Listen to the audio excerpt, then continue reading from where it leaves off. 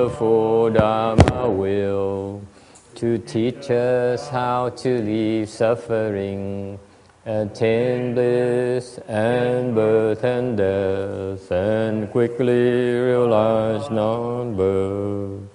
Cung thính đại đức tặng thinh, vì thứ pháp hội cấp nhất thiết chúng sanh, tinh chiến diệu pháp luân giao đạo ngã môn, như há liêu sanh thoát tư đi khổ đạc lạc, tốt chứng vô sanh. Homage to the blessed, noble, and perfectly enlightened one. Nam mô Saranto Suche Doye Ola Herdi San Miao Samputo Xie.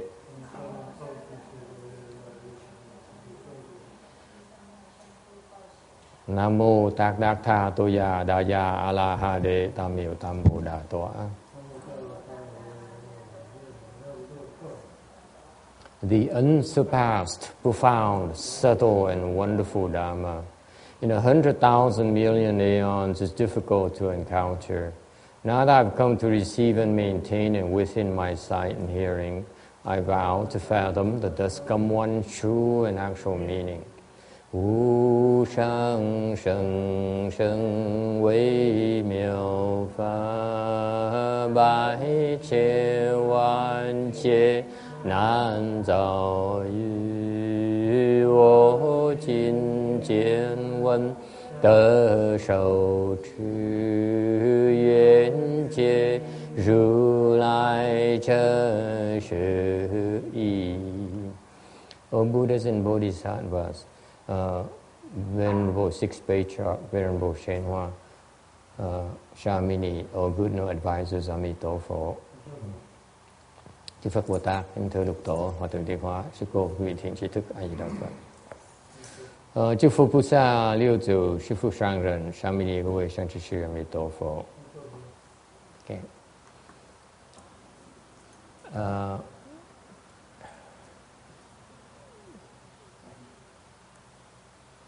Okay, welcome everyone. Today is Ian. Would you mind getting the fan or some kind of thing to cool off the men's side here? In particular, put one close to Peter and Maria here. I want him to pass out because of the heat.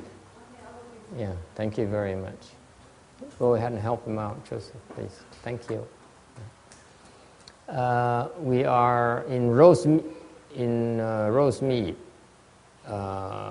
On the 9th of September 2012 to talk about the Vajra Sutra. This is one of the major sutras in Buddhism, one of the more difficult sutras to explain. We are on slide number 291. It's a hot day today, and we like to welcome Peter and Maria. Peter, this is the first time. Everyone, this is Peter. Maria is dad. Okay? He's from Sicily, so don't get him pissed off.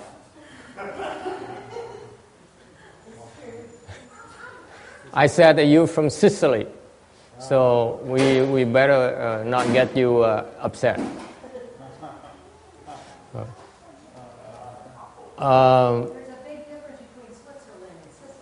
Yeah, a big difference. Yeah. And I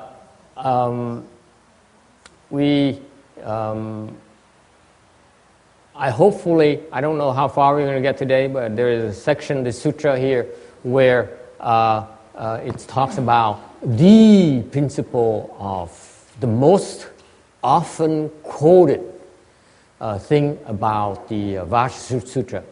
Let me see if I can find it quickly. It's in slide 302. So if you behave yourself, including Peter, and I can get quickly to this.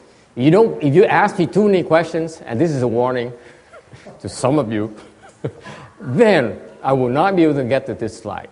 Okay? Yes?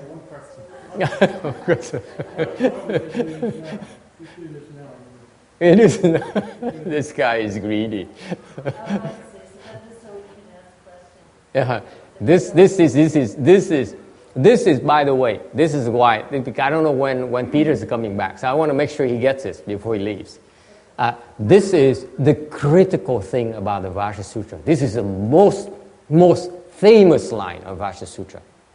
That is, everyone mentioned. It says that you should produce a mind without dwelling anywhere. Peter said, huh? I told you, Buddhism is very profound. You're not supposed to understand it right away. Okay? When something is profound, it takes repetition. You keep hearing it, and then one day he said, aha! That's what he meant. Okay? That's what it takes. All right? You got it? Okay. Then we skip the rest of the lecture. I let you contemplate this. Okay? You repeat this to yourself. This is what happened. This is the line that got one of the person I just mentioned during the Dharma request, sixth patriarch. This is what got him enlightened. He heard this line. Someone was reciting the sutra, was reading the sutra, and at that time the sixth patriarch was a wood gatherer. He gathers wood in the forest and brings it to town to sell it, to make money. He's very poor. So he was bringing wood to the market to sell. He gathered wood and then he tied him up in this string and was carrying it back then, one bunch in front, one bunch in back, and he carried it back to the market. And then he saw a guy, a rich man like Peter, walking around with a book in his hand. You tell he's intellectual. And this man was reciting this sutra. He was reciting loudly. He should produce a mind that dwells nowhere. And the sixth patriarch said, huh? And he has this aha moment. Instantaneously, he became enlightened. Are you enlightened yet? I just said it 3 times today. Not yet. I wasn't talking to you. I was talking to your dad. Okay, you see? See, the sixth patriarch, this is a Chinese person. That's why you cannot underestimate Chinese people. That's supposed to be a joke. You non-Chinese people have no sense of humor. Okay, what happened is that this person here, this sixth patriarch, heard this line and he got enlightened. He opened his big wisdom. Okay? So that's why I want you to be exposed to this. If we don't get to it today, you have to come back. Okay? I elaborate more. Okay? So again, behave yourself. Don't ask too many hard questions, especially you, Peter. Just because you knew doesn't mean. Does it? Yeah? What question? One question. Yes. TikTok. I don't have it now. You want to ask it now or you want to ask later? He doesn't know what it is yet. Huh? He doesn't know what he wants to ask you. Wait about the end of the lecture. This is the biggest line in the sutra. This is incredible because I can't wait to tell you about this. This is what no one understands. This is what makes the sutra so hard to understand. This very line, no one gets it.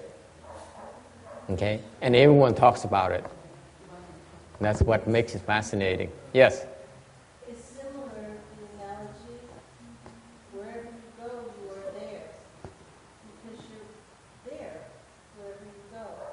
So it's the same concept. You should produce the mind without going. It's there wherever you go. Not quite. It's a good idea, but not quite. You don't get it yet. Yes.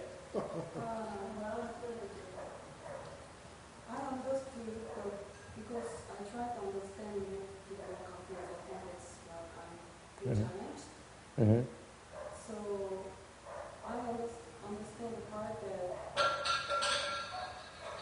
as much as I try to understand, it's going to get even worse because I haven't experienced that. I get that, but how So I should just shut up and just do it, or is it kind of a good thing that I have questions for myself? When I get to this thing, that will explain to you. Okay? Okay, you have to wait. You see, now Maria is going crazy. He said, okay, never mind. Okay. Sorry, kids. You have to wait. You have to wait for daddy to be... Okay. Okay, go back to the beginning. There's a beginning and there is an end. Okay, so we have to be patient. By the way, it's part of the learning process. You're learning to be patient. When it's time for you to understand, you will understand. It's a matter of time.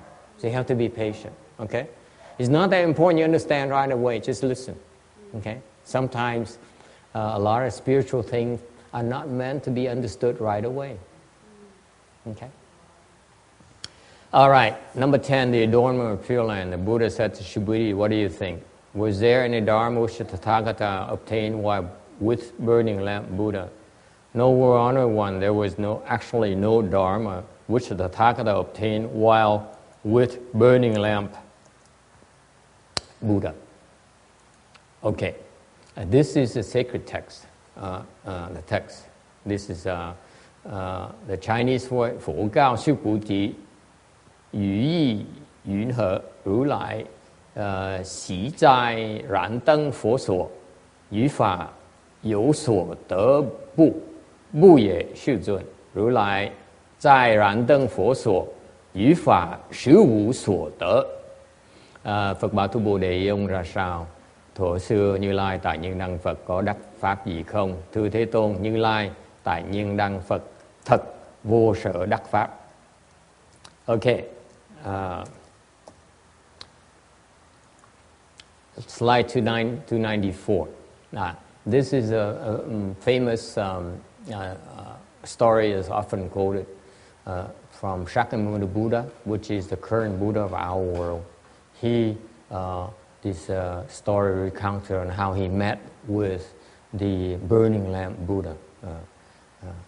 Đây là cái chuyện mà khi mà ngài Thích Ca Mâu Ni lúc trước còn tu đó, đang tu đó, thì gặp ngài Nhiên Đăng Phật và được Phật thọ ký.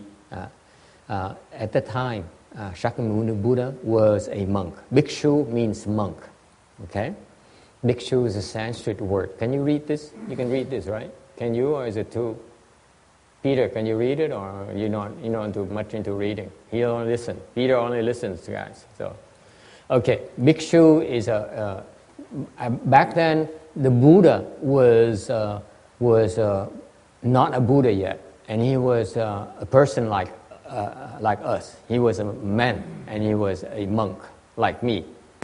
And he was walking down the road, and from afar, he saw another monk walking towards him. This is a long, long time ago. And between them, he saw a large puddle of water. Okay. Now, he looked the other monk. He saw an old monk. Okay. So he brought forth a mind of respect. So when the old monk was about to run into the large puddle of water, what did he do? What did this young monk do? He laid his body onto the puddle of water, okay, to offer so that the bhikshu, the other monk, will not get wet. He doesn't have to wade into the water. So he laid his body, the young monk laid his body onto a puddle of water, and he discovered that he's still not covering the entire puddle of water. So what did he do back then? He had some hair that back then they wrap on top of the head, and he laid his hair. He uncoiled his hair and laid the hair on top of the water. Okay, so that now the old ascetic, the old bhikshu can then walk into dry stuff. So the bhikshu accepted. He actually, can you imagine? This is an old monk who actually stepped on a young monk's hair and body to cross a puddle of water. Think about that. I don't think very modern day people would do that, would they? Would you? Would you do that? You wouldn't dare, would you? Think about it. This is so unusual that they're both the same kind. They're both monks, okay? And yet one young monk sacrificed his body, offered his body, and the other accepted. Okay? Why?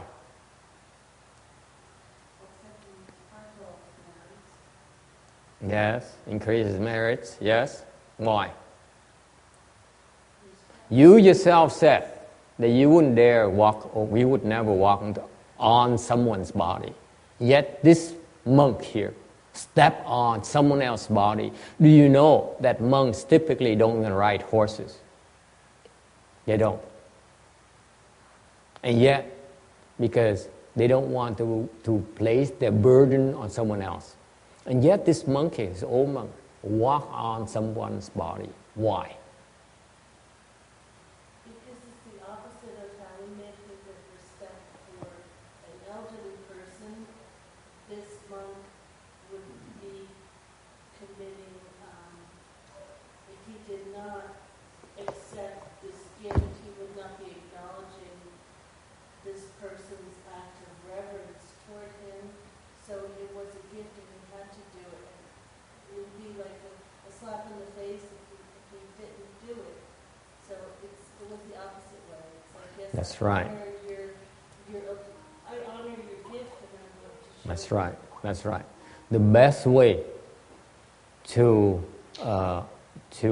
show appreciation is to accept. How is that? Simple as that. You really think that someone giving you out of sincerity, and the best way to show appreciation is to accept it. Okay? If that person is really, really sincere, then you have no choice but accept. You agree with that? You cannot refuse. This is what is the nature of our world, by the way. If you are sincere, you come to the Triple Jewel, make a sincere offering, we cannot turn you down. We cannot. I know Peter is giggling. Yeah.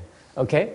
So it's it's more than just giving them the chance to plant blessings. It's more like you have no choice but accept. Okay? And and that's how you compliment them in their sincerity. Okay? And after this monk here walk on this young monk, the old monk walk on the young man's body, he says, you are thus, I am also thus. That's what he said. He didn't say thank you. This is very unusual. He didn't say thank you. He didn't say, oh, you're a good boy. He just said, you are thus, I am also thus. Okay? So that's how he complimented the young monk. Okay? And then that means that you forget yourself for the sake of the Dharma. I, too, forget myself for the sake of the Dharma. I was talking to Peter earlier, because Maria brought him to me, and he says she's worried about her dad. Her dad is still very alive and active, but she wants to keep him busy. And I said, what do you do? He says he watches TV, especially religious channels all day. And he goes to church. They were at church this morning in Culver City. Okay? And they came here. Okay, you should have come a little bit earlier for lunch. And then they after this in the evening they go to another church. This morning is non-denominational. Tonight is going to be Catholic, right? Christian. So that's keeping active. That's very, very good. What I suggested is this, in this spirit. It's funny, we talked about that. Okay, that this is the spirit of the superior people. They forget themselves to help others. They don't worry they're old, like that old monk. He still walks on the streets so that he has a chance to meet others and help others. Instead of, staying at home and waiting for someone to come and help them and be nice to them. No. He walks on the street And he participates in life. He contributes to the community. Okay? You don't stop. Does it make sense? That's why he says, you for yourself, forget yourself to help others. So do I. I recognize that. And guess what? And then he goes on and he rubs the young monk's head. He says, because the old monk's actually a Buddha already. I know, I predict, I give you this prediction. You will become a Buddha just like me as well. Okay? And this is the ultimate form of gift from a Buddha. He says, I certify that you too will become a Buddha. I saw it already. You do not have to lose hope. Even no matter how hard the rest of your road is going to be, okay? No matter how difficult, no matter how heartbreaking it's going to be, don't worry. You too will become a Buddha just like me. Okay? That's the ultimate gift from a Buddha. Okay? He says, no more worries. You be there. I saw it. Because when the Buddha said that, it's not basically being polite or making a promise. He says, I see it already. In a couple of slides, I show you. Actually, he says, I know when you're going to become a Buddha. Alright? Cái này là cái chuyện viên năng Phật mà Đức Phật Thích Ca lúc đó là làm tỳ kheo thì mới cống hiến cái thân mình để cho Phật dẫm. Đức Phật Nhiên Năng Phật là một cái vị tỳ kheo già. Nhờ Thích Ca mà Phật lúc đó là một cái tỳ kheo trẻ, mới cúng hiến cái thân mình để cho Đức Phật cái tỳ kheo già khỏi dẫm cái vũng nước. Thì nhờ như vậy mà Nhiên Năng Phật mới là chấp nhận. Chuyện rất kỳ lạ là thời đó, thời buổi này không ai dám dập đi trên chân thân người khác. Thời đó Đức Nhiên Năng Phật nhận, xong rồi nói nể giả như thị, ngã giả như thị. Nói là ông như vậy, tu như vậy. Có nghĩa rằng là chúng ta đều tự xả cái thân để mà giúp người khác, để mà tu Phật Pháp. Okay. Ngờ như vậy, cái người tỳ kheo già mới xoa đầu và thọ ký với Phật Thích Ca, nói rõ ràng là trong tương lai ta thấy rằng con sẽ thành Phật như ta vậy đó. Cái này là một cái sự bố thí mà sâu xa nhất mà Phật có thể cho. Ngài thấy rằng Thích Ca Mâu Ni sẽ thành Phật như Ngài, thành không cần phải lo gì nữa, không cần phải âu nữa, trước sau sẽ thành Phật. Okay, any questions about this? 295. Okay, this is recorded in something called Giving Prediction in Fundamental Practice Collection and Auspicious Response Sutras. Cái này trong cái bổn hành tập kinh và thủy ứng kinh. Before leaving the home life, Burning Lamp Buddha was ingot light. Trước gọi là đỉnh quang. Ingot is without legs. With legs is called lamp. Okay. At his birth, his body was bright like a lamp. Hồi đó sinh ra thì thân nó sáng như cái đèn vậy.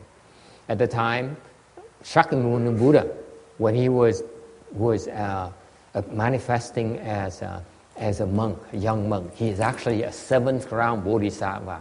Folks, this is very, very high level cultivator. Hồi đó, Phật Thích Ca trong cái trường hợp này, trong câu chuyện này là Ngài đã đắc được cái thất địa Bồ Tát này. Excuse me. It's called Scholar Pure Youth. Hồi đó gọi là nho đồng thiện huệ. And he was a 7th ground Bodhisattva. He's at the verge, if you will, of becoming a great Bodhisattva. Đó là sắp thành đại Bồ Tát rồi. And this is towards the end of the second Asamkhya Kalpa, because the Buddha said he cultivated 3 Asamkhya Kalpas before he became a Buddha. So this is 2/3 of the way already. Okay? And he heard the Burning Lamp Buddha speak Dharma, and he obtained the patience, non-production of Dharma, and was certified to the 8th round. Rồi đó là Phật Thích Ca Mâu Ni là tỳ kheo đó, là cái lúc mà cái 2 A Tăng kỳ kiếp á, ngài phải tu 3 A Tăng kỳ kiếp mới thành Phật được. Thế nên là 2/3 đường rồi. Thì nghe được Như Năng Phật nói pháp và đắc được vô sanh pháp nhận. Lúc đó và như vậy mà chứng đắc được Đề Bát Địa. Okay? This is you don't have to understand. This is very, very high level. Very, very high level. What happened is that the point I'm trying to make to you is that even at very advanced level, someone asked me today at lunch, they said, since we know already, why do we have to read? Okay? Why have to watch, to listen to the Bible? Why do you have to listen to the good words? Since you know already. Okay? Even though you know already, you still need to listen to the Dharma, to the proper Dharma. You have to keep on listening and listening, okay? You just listen. And then, at some point in time, you don't realize it, but some point in time, you will listen to someone and all of a sudden, you certify, you leap through listening. So listening is very important, okay? You have to listen, you have to read. Okay? In many cases, the bodhisattvas, by reading something, reciting a sutra, or listening to a sutra, they become enlightened. Because why? Because it's not the first time. I assure you of that.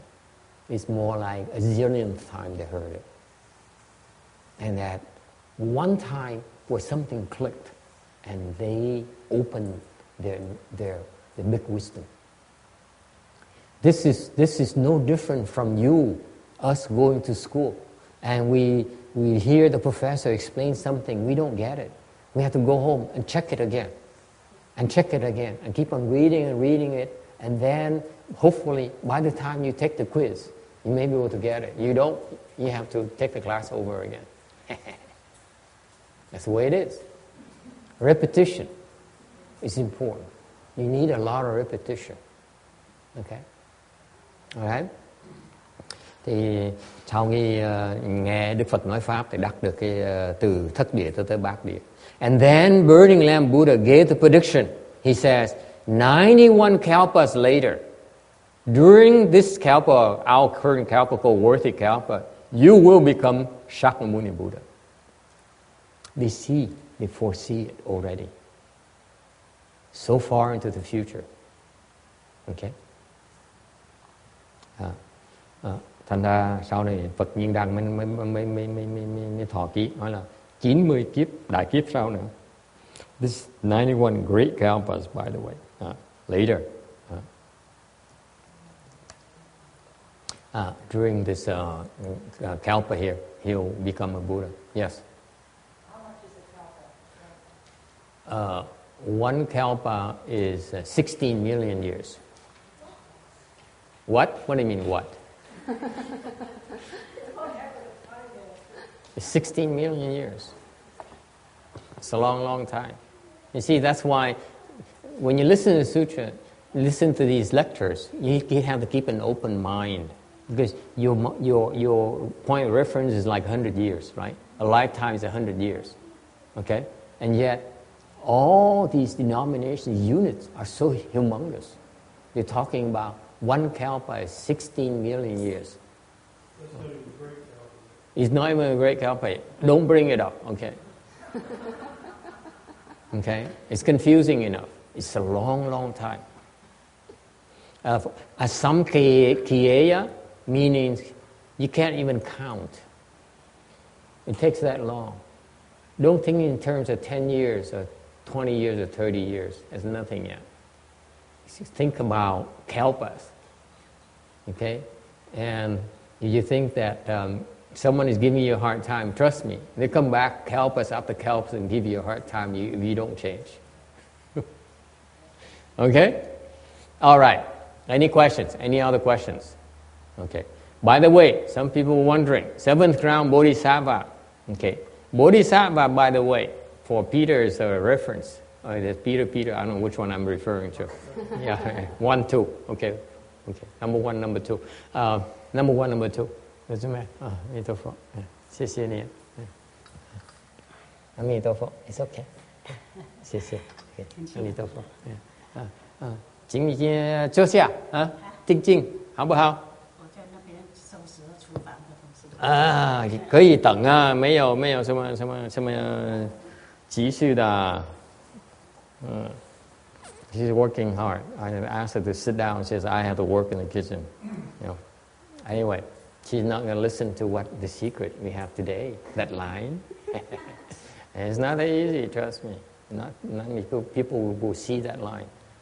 And this guy, for the first time, heard that line already. Okay? Yeah. It takes a lot of blessings. Serious. Yeah. Okay. Seventh round, Bodhisattva. Okay. Bodhisattva is an enlightened being in Buddhism. He has a lot of wisdom. He's very wise. Okay? A Bodhisattva. Seventh ground refers to a level of enlightenment. The first level of enlightenment is called first ground. Actually, there's a status. Okay? It's a status called first ground Bodhisattva where you like, when you walk around and the ghosts and spirits will bow to you and the gods will throw themselves at you and say, please help me, help me. Oh yeah. You wouldn't know that. And so you go first ground, second ground, third ground, so on. The seventh ground is very, very difficult to get to. Because there's one actually, seventh ground Bodhisattva that I know of. His name is Su Hang. He's a Taiwanese monk. I went to his temple in Taipei. No, you cannot see him anymore. He's dead. Okay? But he's a seventh ground Bodhisattva. His disciple is also quite accomplished. The female ones are accomplished practitioners. Okay, I bowed to his body, his statue. When he died, his seventh ground Bodhisattva. This is in Taipei. I'm not lying to you. When he died, his body did not decay. He did not decay at all. Okay, like the sixth patriarch. The sixth patriarch, his physical body is still in Nanhua Si. It's in the temple in Nanhua. Am I correct? No one knows about history of Buddhism here at all, do you? Chinese Buddhism.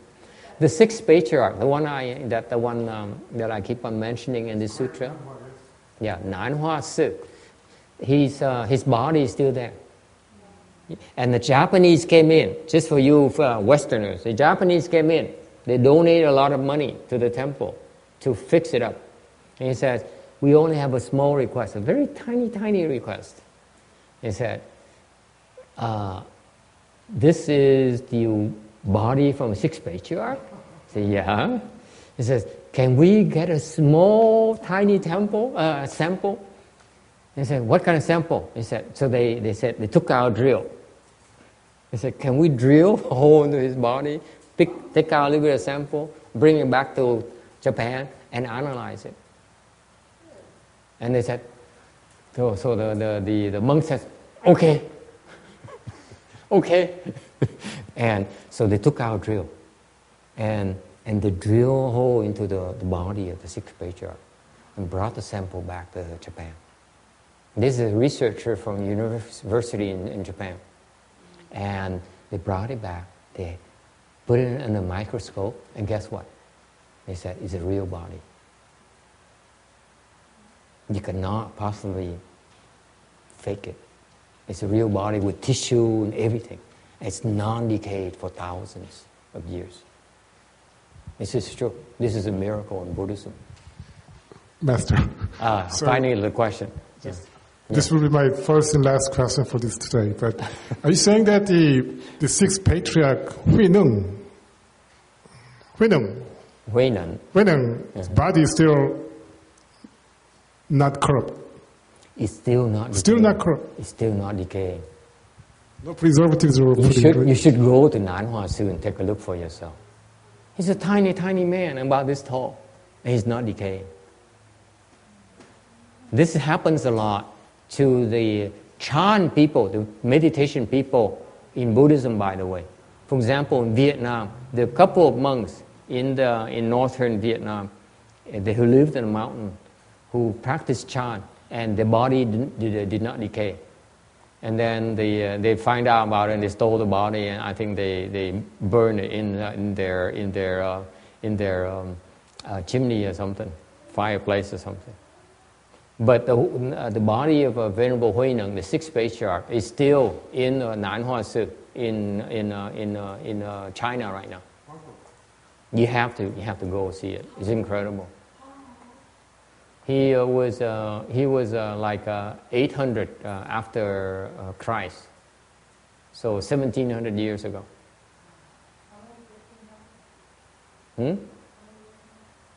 It's the body has decayed for over 1,000 years. Over 1,000 years, the body is still there. Okay? That's a miracle, really. It happens a lot with the Chan people. It's not a mummy. It's like a real body, but it's not decaying. It's in Guangdong province, right? What? Guangdong? Guangdong. Nan Hoa Sư. I've never been there. I just heard of it. You think I have money to travel to China? I think it's in Guangdong. Yeah, probably. Yeah. It is incredible. I mean, it's a fantastic. A lot of these Chan monks are like that, so it's not uncommon at all.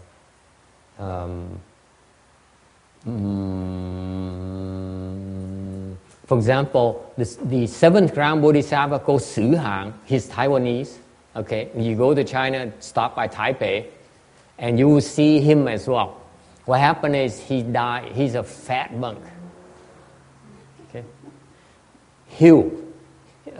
humongous, which is unusual for a monk. Monks are usually not very big, and this is a big monk. And when he died, his body did not decay. Okay, so what they did is they actually shrunk a little bit because there's a lot of stuff there he didn't need, so he shrunk a little bit. Okay, and then but he still didn't decay. So what they did, his disciple did, is they encased his body in gold. They gilded his body, so you can still go to his temple. It's called the Bodhisattva in the flesh. It's known in Taipei. And no one really knows in Taiwan what level he is. But I went to him, I saw him in person. Okay, I saw his statue. That's why I knew where he was and looked at everything. And you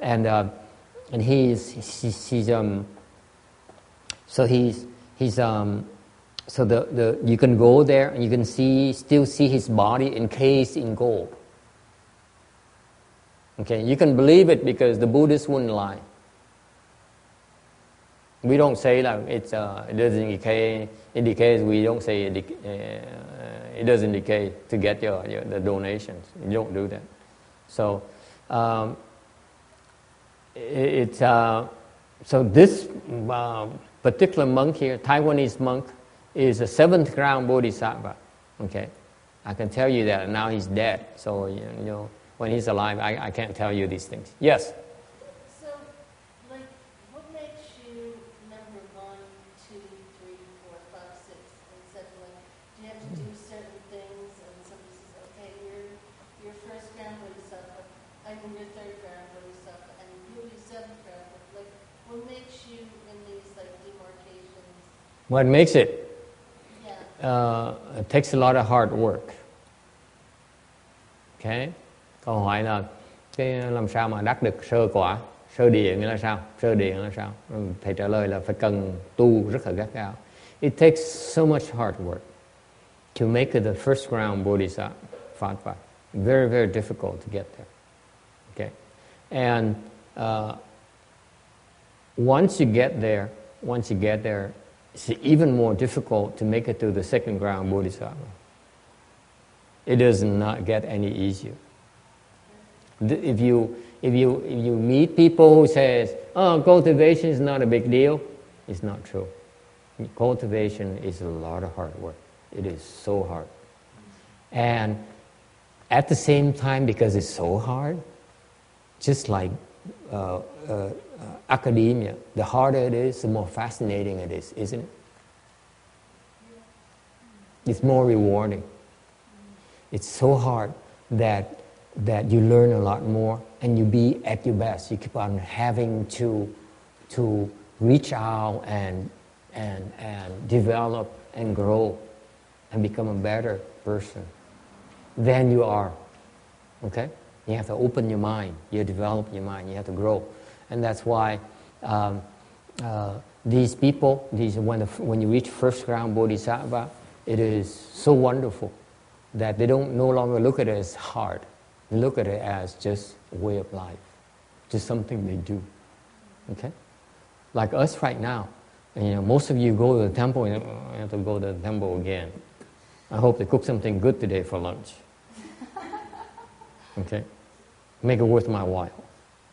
Because if they don't, I'm not coming back next week. These people, these bodhisattvas, okay, they don't think of it that way anymore. They just do. They just go and help. They don't say, I can't do it. Okay? They don't say that I don't like it. People don't like me. You still come and help. Okay? Because it's the right thing to do. Okay? All right. Any other questions? Oh, by the way, you still have one more question. That's an easy question. No, I already told you that I asked one question. Is today's question over? No, only one hard question. The easy questions don't count. Easy questions, I'm not worried. Only when a hard question, how can you tell it's a hard question, John? You see me frowning. These are all my questions. These are hard. I'm confused. Yes. Do you have to practice yoga asanas to get enlightenment, or is that different? You have to practice what? Yoga asanas, the movements that they do, The yoga? Okay. You can practice yoga. Okay, that's a good question. Yes, they're quite different. Let me tell you. This is your first time, right? Oh, welcome. Now that the honeymoon is over, I tell you the truth. Everybody, this is a new time comer, so I finished my being nice to them. Remember that I'm nice to you the first time, always. And then you find out very quickly the honeymoon is over in no time at all. Okay. The question is how do you get enlightened? Is it by practicing yoga or something like that? I didn't get the rest of the question. I can give you a straight answer. If you practice yoga, okay, then you can reach very high. You can reach to what is called the 8th level of samadhi. Very, very high up there. Okay. But you will not become enlightened. Why? Because they don't quite know how to get there yet. See, here's the secret about cultivation. Okay? I'll share the secret with you today. Okay. Câu hỏi là I let you wait, but I need to translate into Vietnamese first.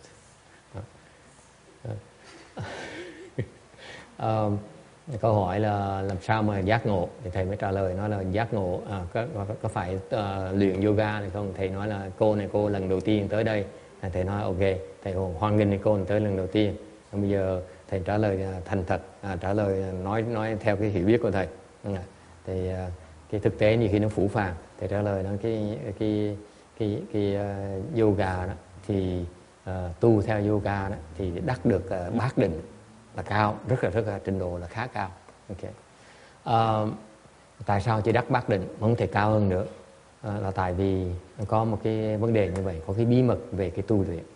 In cultivation, okay, the most important part about cultivation is to find someone who knows the way. Cái quan trọng của cái tu hành đó là kiếm cái người mà biết đường đi. Okay?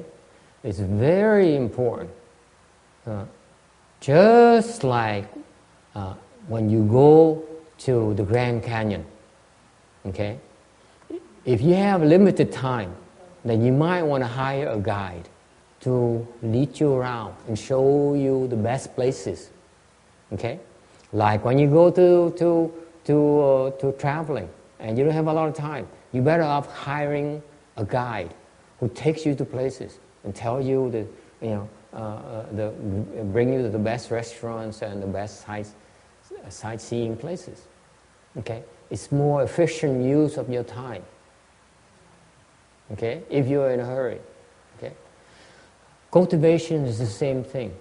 If you cultivate, it's very important for you to find the person who knows how to get where you want to get.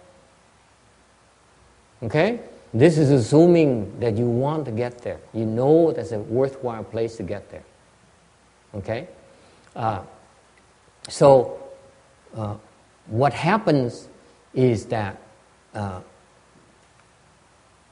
if you practice, might be offensive to some of you, it might be hard for some of you to believe, but it's only my opinion, okay? And please take it with a grain of salt. I'm not trying to pretend I know everything. I don't. I really don't. I'm only telling you sharing with you what I know, what I believe in, okay? What happens is that the worldly knowledge, as we define it as worldly knowledge, is that all the knowledge you acquire throughout your lifetime, okay? Meaning you develop that knowledge through school, through yoga, through those things. They all max out at something called 8th level of samadhi. That's as high as you can get. That is what the Buddhists consider to be worldly knowledge. Worldly knowledge, that's all you can get. You can study all your life, okay? Lifetime after lifetime, repeatedly, over and over again until the end of time. All you can get is 8th level samadhi of wisdom. That's all you get. All right? And which is very high, by the way. 8th level samadhi, I may tell you what it means. This is no small feat. 8th level samadhi means that you will become a god or goddess up there in the 8th, the fourth dhyana heaven. And that means that you have a lifespan of 80,000 great kalpas. You hear me? Your blessing is so limited right now. You think you're great, but you can, no matter how much money you have, you can live up to 100 years. That's it. That's all the blessings you have. No matter how much money you have, you can have to spend it within the limited time frame, 100 years, period. Whereas these guys are so blessed, they live to be 80,000 great kalpas, long, long time, to enjoy the blessings, enjoy the heavenly blessings. It's a big, big feat, big attainment, okay? But for us, it's not ultimate yet. We feel you can still do better. And how? By choosing a person who knows how to go beyond that. Because this is what happened to Shakyamuni Buddha. He became a cultivator, and he went and sought out these yogi teachers. He reached up to the 8th level of samadhi, and he discovered something. He discovered that his suffering still has not ended. This is what makes the Buddha different. He's a very wise man. He says, what's the point in knowing if it does not end my suffering? Then that knowledge is not ultimate, is it? Think about it. What's the point in knowing if you still suffer? Aren't we solving the wrong problems? Shouldn't we be solving the problem of ending the suffering instead of acquiring knowledge? Right? So this is what differentiates Shakyamuni Buddha from us. We go for knowledge. He goes for the ultimate knowledge. Okay? The mother of all knowledge. Okay? And so he went to 8th level samadhi through the yogi practice. Similar to yogi practice. He says, whoops, this is wonderful, but I'm still not happy yet. This man is very smart. He says, you can say all you want, but ultimately, I still find times during the day where I'm unhappy. I'm still not satisfied yet. I need to be at the state where I'm happy all the time. Okay? Not just when I'm with someone. I have to be happy every time, anytime, and everywhere. Yes? So, Esther, what is your purpose? What is my purpose? My purpose is to be happy. What matters if you're happy and everybody is not happy? What? Why is it important if you're happy and everyone else is not happy? None of my business. No, my thing is, I've been thinking, does it really matter because it's, that person started from there? Because I thought that if there was no human beings, then there was just nature. So Okay. there's no language, there's no time because there's no names. Uh, But even though we think there's a time because we put names in it yesterday or 100 years ago, but if you die after 1,000 years, nobody remembers about you. So you're not really in time. So I thought that Buddha maybe is beyond that. But if master yourself try to be Buddha, you have the desire, that kind of goal, or Here's the difference. Here's the difference. The difference between a person who is wiser versus another person who is not as wise is that the wiser person knows how to be happier. Believes that he or she can be happier. Okay, is working towards it. Whereas the not very wise person says, I'm happy, I'm satisfied. The other person says, I have a better way. I'm still not there yet. Okay? That answers your question. Why is it some you're happy and some other people are unhappy? It's because they don't know they really are unhappy. They think they're happy. They think that that's all they can get. This is the difference between the Buddha and us. The Buddha says, I reach the highest level possible of worldly wisdom you have, that people can acquire. I see that I still am suffering. I still am not entirely happy yet. There must be something else better. I better find it. Well, he went and found it. He found it, and he taught us. So this, what is called Buddhism. Buddhism is a set of beliefs, set of practices, more than beliefs, practices that will help you get there, will help you be and attain the same level as the Buddha's level of happiness. Okay? Now, the difference between the various people is that there's some people, like the Bodhisattva says, I can be happier. I'm happy already. I can be a lot happier. They're still working at it. Whereas we are content. Okay? So, going back to the original question, can you practice yoga to become enlightened? The answer is no. Practicing yoga will not bring you to enlightenment. Okay?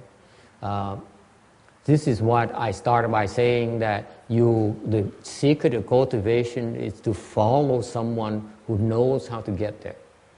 I'm going to give you a blunt answer. You follow a yogi teacher, will not bring you there.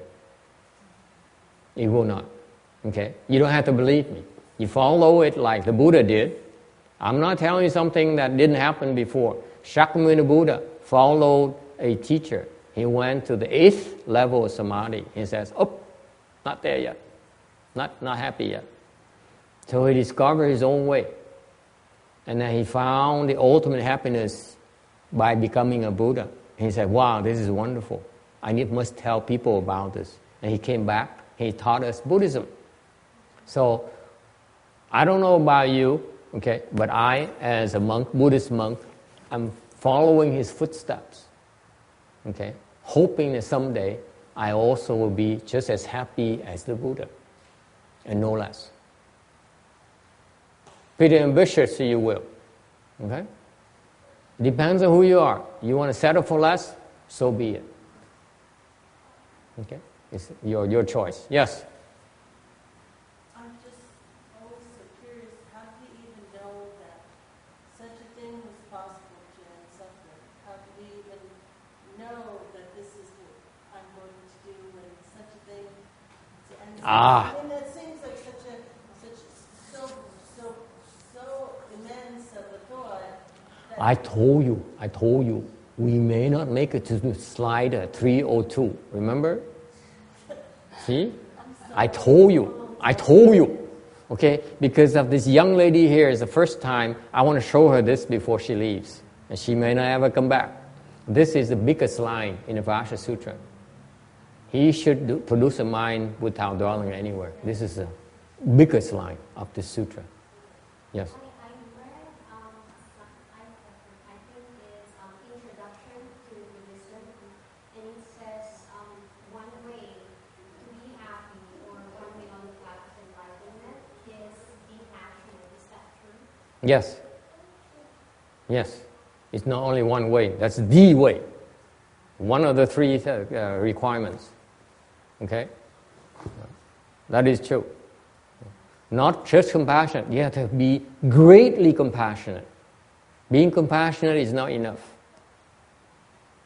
That instruction lacks precision. Anyway, going back to the question here.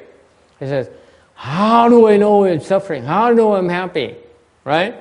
That's a fundamental question. How do you know you're happy? Huh? How do you know? Can I ask a hard question? How do you know you're happy? How do I know I'm happy? Yes. That's a fundamental question. How can we talk about happiness? Perception problem. Perception problem. What do you mean? It always stays in your perception. If you think you're happy, you're happy. If you're not happy, you're not happy. A beggar on the street may think that he's the happiest guy in the world, but objective viewpoint, he's not so happy, but subjective viewpoint, yes, he may be happy. Okay. Did you hear him? Okay. You agree with that? You do? I'm not talking to you again. John disagrees. Why do you disagree?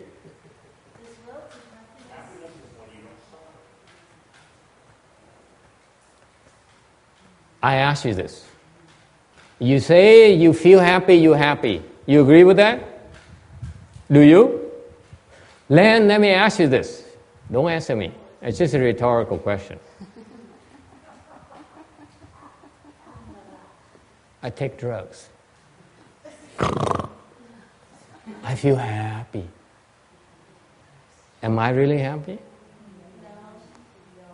Just because I feel happy, am I actually happy?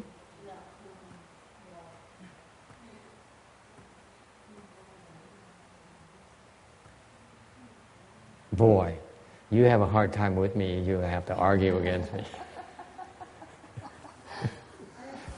Yes. We're not happy, that's why we are Okay.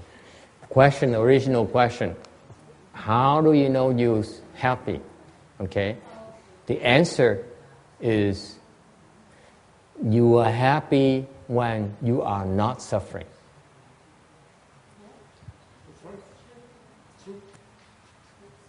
That's the only way that you know you're happy. When you no longer suffer, that's when you're happy. But the question is the perception problem, because if he thinks that he's not suffering... Okay, careful. The worldly people, normal people, okay, ordinary people will say, I want to pursue things that make me happy. You agree with that? This is what you all are doing. Say, I want to get things that make me happy. I want to buy a car. I want to go to a nice restaurant. Okay? And he pays for that. Instant gratification. And then I hope that someone stops by and give me a flower, and then he'll get for it for me. And then there is a mariachi band that says, okay? your happiness seems to ride on pleasant things, right? Things are pleasant. And you know what? That is what the Buddha defines it as. What is your name, by the way? Okay. The Buddha calls that suffering. He calls it suffering. Why is it? Because it's dependent on... That's right.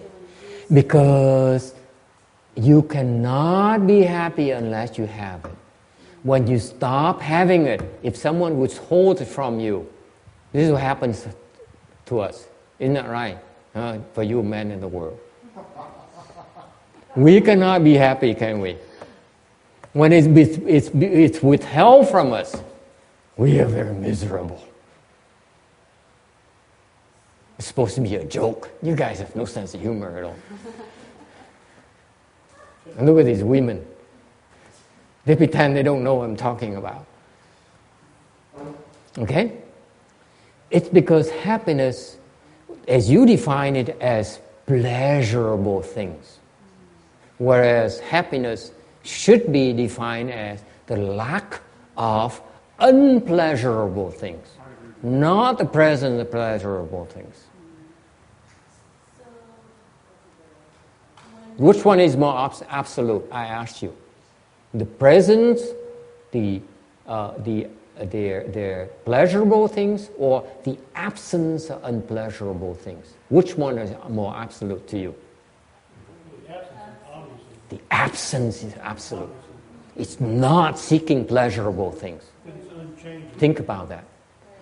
If you spend your life seeking after pleasurable things, you are unhappy. When you don't get it. Agree? If people offer you, they say, I'm going to give me this, and in turn, I'll make you happy, it ain't going to work. You know that. Yes. Questions? Yes.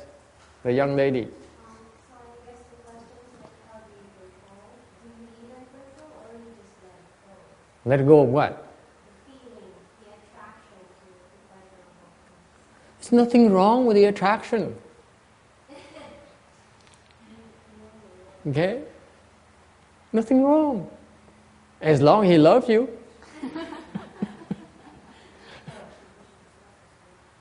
John disagrees.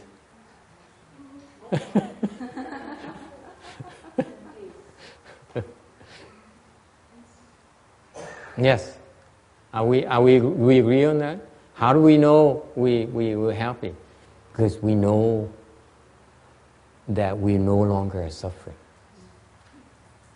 Okay? And this is what the Buddha discovered, by the way. You will too will discover. When you reach 8th Samadhi, you will find you still are unhappy. Okay? Your suffering has not stopped yet. That's how he knew. He knew that it must be something else that he's missing. Yes? So yesterday when I asked the question about some people just pass by animals' death and throw it up. Do anything because they're not aware of anything else. Come again. So some people just look at, the living being died. Mm-hmm.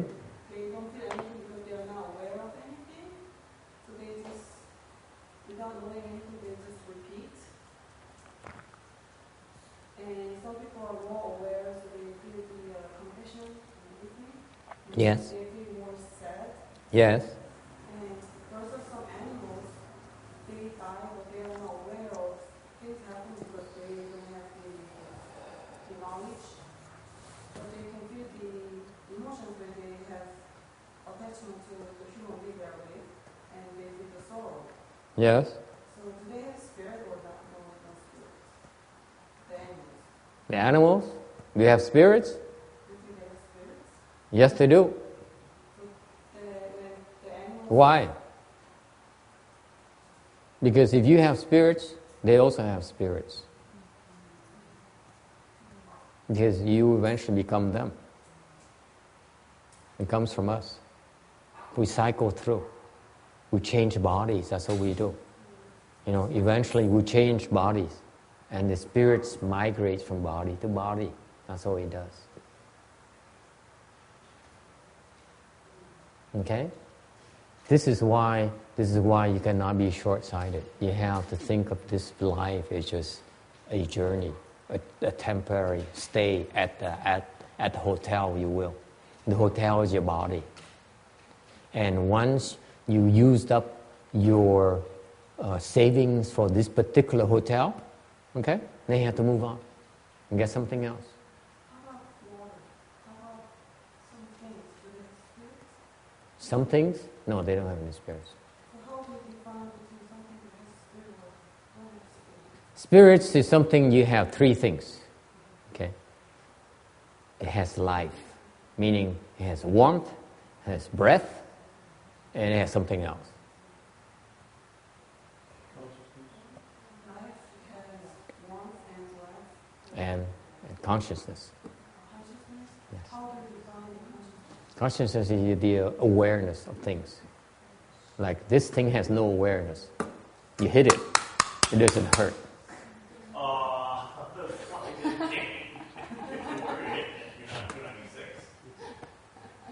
Sorry about that.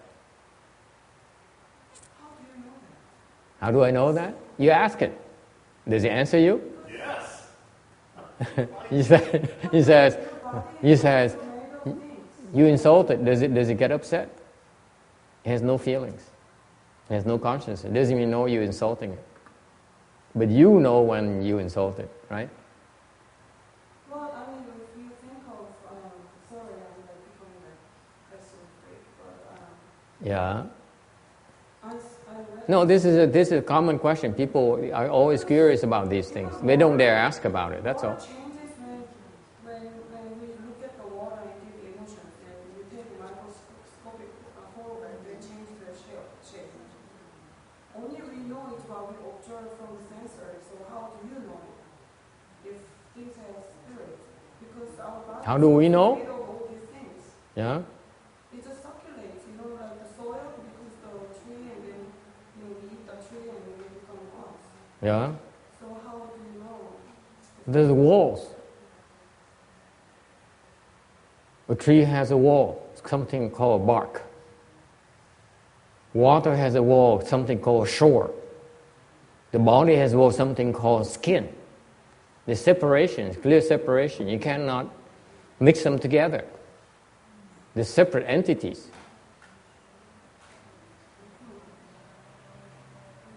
You cannot say water is us. No, we're not water. We're different from water. Water is part of our makeup, but we're not water. We are more than water. You cannot confuse inanimate subjects with your consciousness. Okay? And do you think bacteria has consciousness? What? A bacteria has consciousness? Yes. It's a life form. That's why the Buddhists do not kill bacteria even. Because we respect life. Then how come the Dalai Lama would talk to their soldiers? How come what? No, I know it's a stupid question, but how come if a Buddhist, true Buddhist believes you can't even kill bacteria, Uh-huh. then if you get sick, you don't go to hospital because you know that you're going to have to kill bacteria to survive? No, when you get sick, it's different. We don't kill bacteria, they don't harm us. But we reserve the right to kill those who harm us. Buddhists are not as stupid, you think.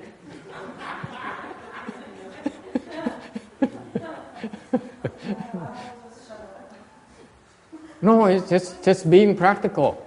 I want to keep on practicing Buddhism. I don't want to die yet.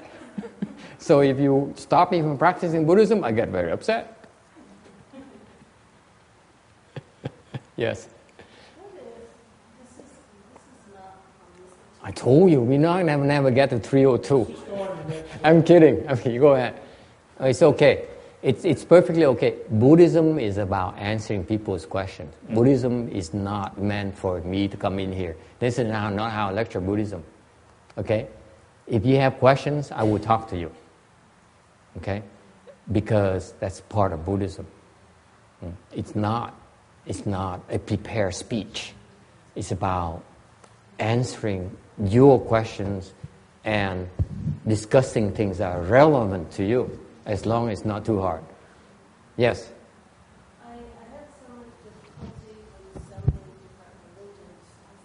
And with Buddhism, I think, I had been on the Vipassana retreat where you just meditate for 10 days and listen to the Dharma instructors. And you try to put aside many of the things that you might have heard and remain equanimous, is what they said. But how do you, and then there's other forms which are a little bit more active. How can you,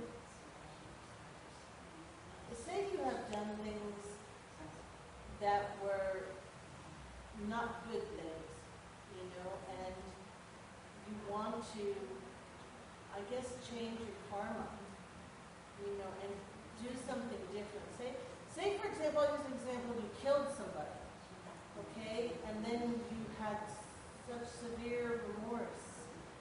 Could that person still become enlightened, even though they did this heinous act? Yes.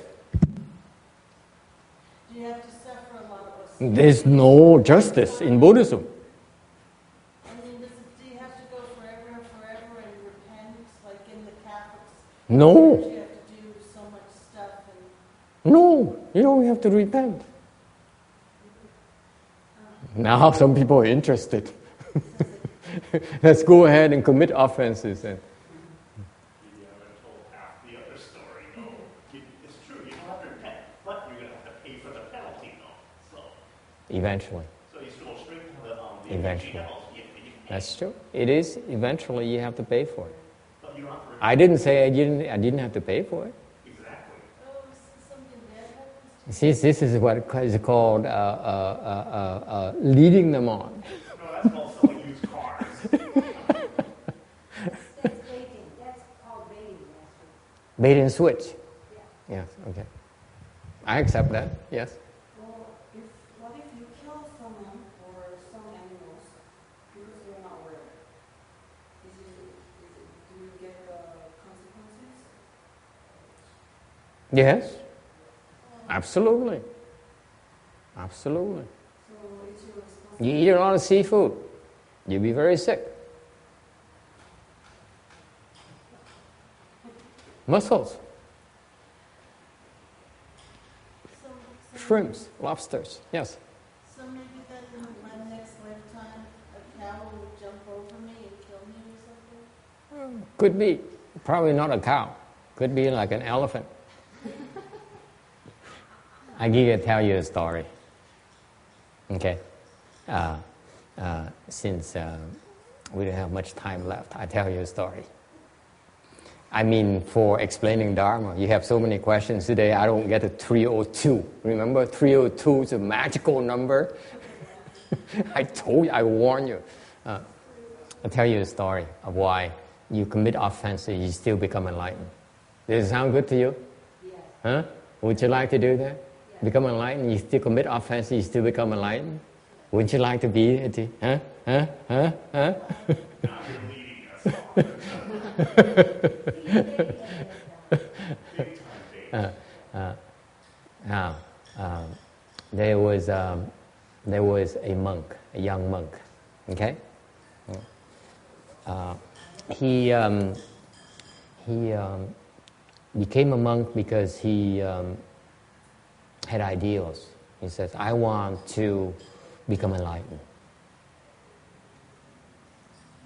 So I'm making a lot of sacrifices so that I can cultivate vigorously, so that I can obtain liberation, become enlightened."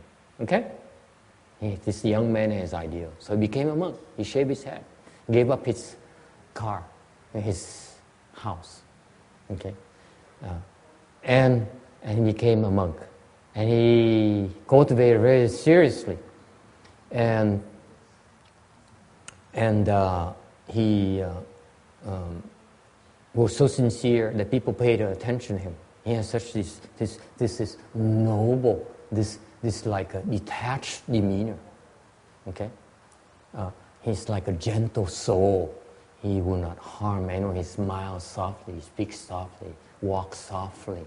Okay, very adorned. And guess what? All the women were so attracted to him. Okay, so among his supporters of the temple, there is a lady, very rich. Okay, still very young, a trophy wife, if you will. Okay, she married into wealth, and her husband is a little bit advanced in age, and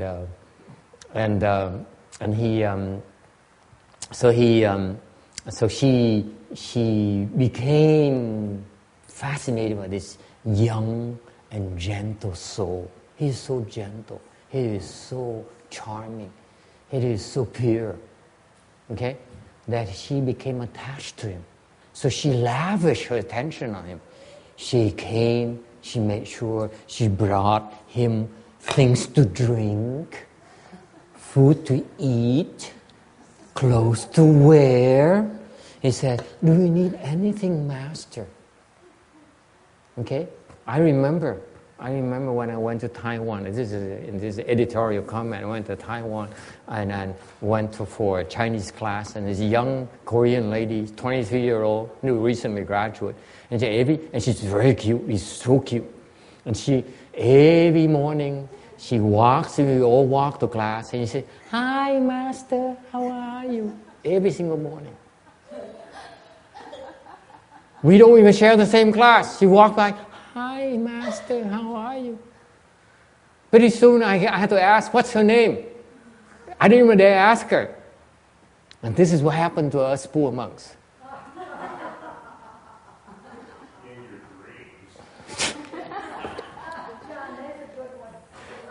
And so because she lavished attention, this young monk here, and he paid attention to her. And then she said, "Please come to my house. I'd like you to receive offering from my house." Okay? My husband will be there. Okay? And of course, when he came to her house, husband wasn't there because he happened to be stepped out for business. And so she would come to her house to receive offering, to eat food, and talk Dharma to her. This young monk here is still very proper. He says, "I have an ideal. I'm not doing this for women." Okay? But they got to come closer and closer. And guess what? He became attracted to her. I think you men understand what I'm talking about. They don't understand it. But we have this weakness, don't we? That is, when women are very nice and kind to us, our heart melts. No, that means we become stupid. And we think they are the greatest thing You in have to build a castle in your brain, okay? What? Very strong castle built in your brain. So anyway, he fell in love with her. They both fall in love with each other. The more time they spend together, they fall in love with each other. Okay? And they did the unthinkable. Okay? Which is you can't do as a monk. You cannot do. You cannot have sex. Okay?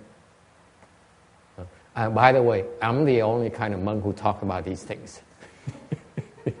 People dances circles around it, but I like to talk about it, as John discovered. So they have a very close relationship. And one day she came to him and said,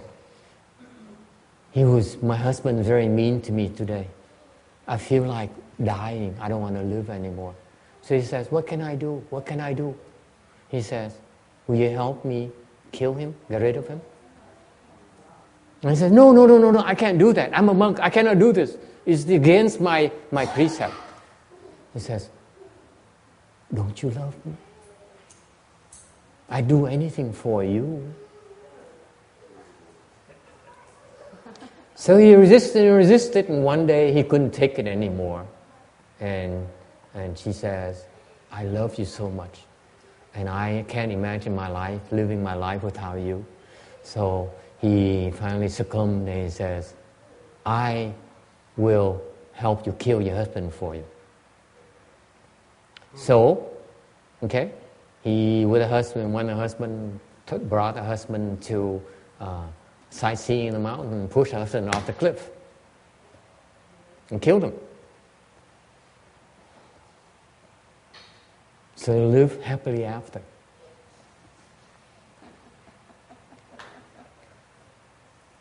Would you like to hear the rest of the story? Please, do tell. And don't leave out one juicy morsel. No, there's something else. You can't end like that. Don't you like happy endings? What's the matter with you? No, that's not a happy ending. It's not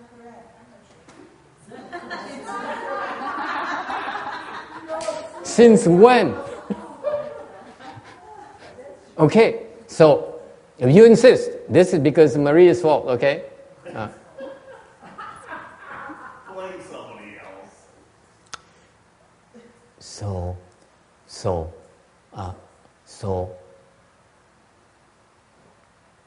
he has a problem. He has a guilty conscience now. Men do that, okay? Men tend to have a guilty conscience.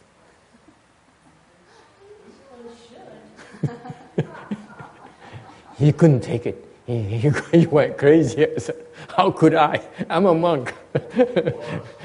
And I killed someone. And then I am, having improper relations, someone, his wife. Okay? How can I live? I started out with pursue an ideal. This is what I'm reduced to.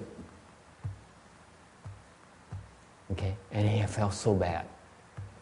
Then he says, I can't take this anymore. So he ran away.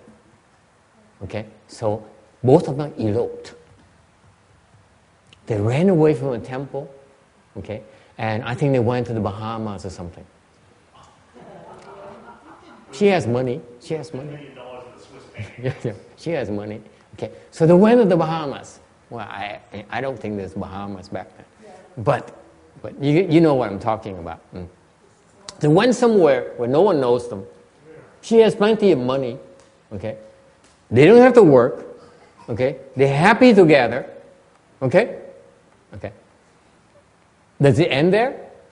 Of course not. What do you mean? Of course not. You can run away from life, but can you run away from yourself? You still feel guilty.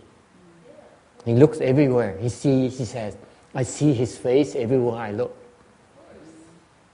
Okay? I can't sleep. I close my eyes, I see his face. His reproachful face is, how could you do this to me?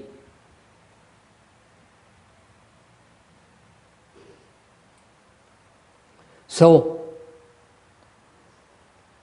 one day,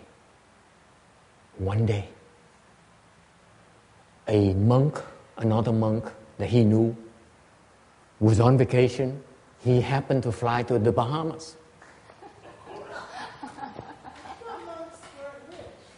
Yeah. There was to be good times. Now it's not the case anymore.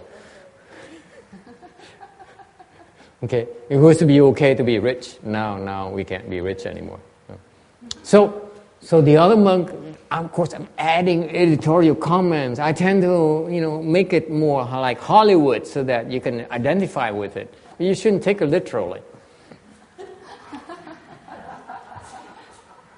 So the other monk flew to the Bahamas for vacation, and he went to the market, and he saw the other monk, and he said, oh my God, I know him. So he immediately ran back to the house and hid in his house.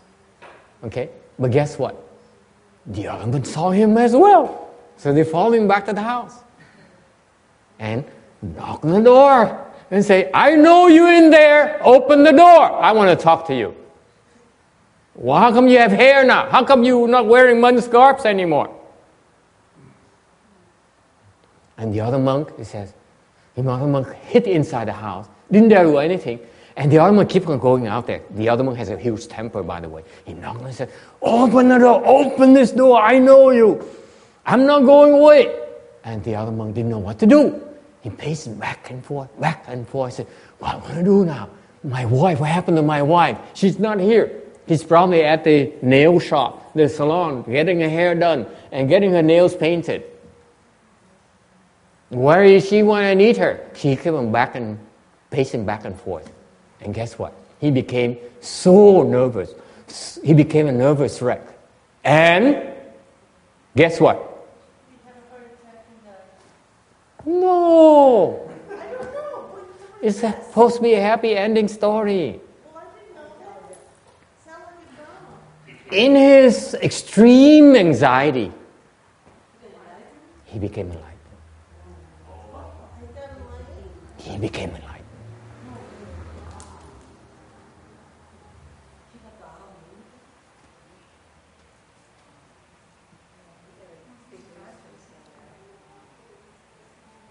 So did he open the door?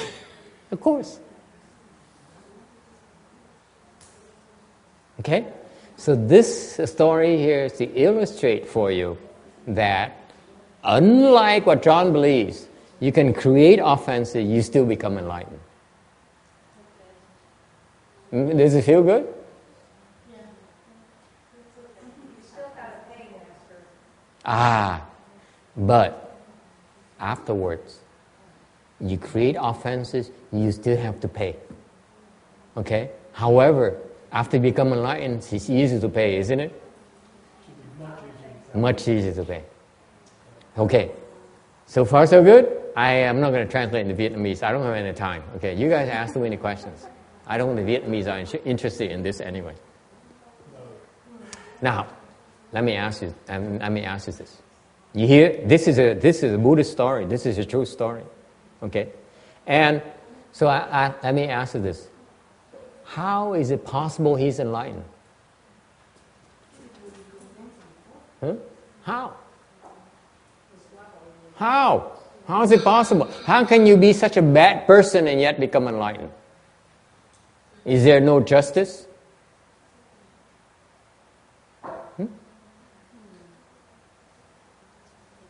What do you think? What do the yogis have to say?